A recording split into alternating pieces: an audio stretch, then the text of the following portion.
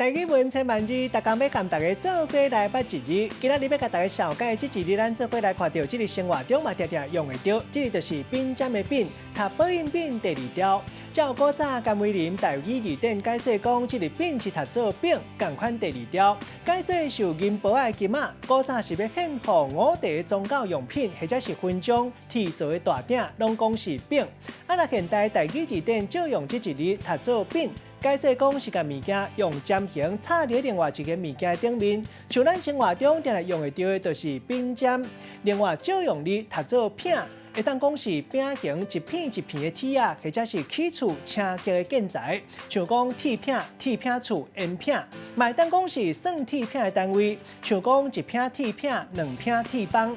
带大家做伙来小解这两个词。头一个读做丙尖，这是一款尖形的物件，会当暂时用来固定物件，或者是讲插伫身躯的衫，有装它变水的效果。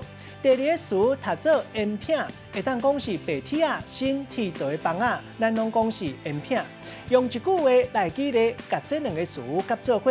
比如讲，这间烟片斗起来工厂专门咧生产丙尖，外形看起来普通普通，也毋过算是全台湾生产丙尖上界大的公司，正做台湾之光。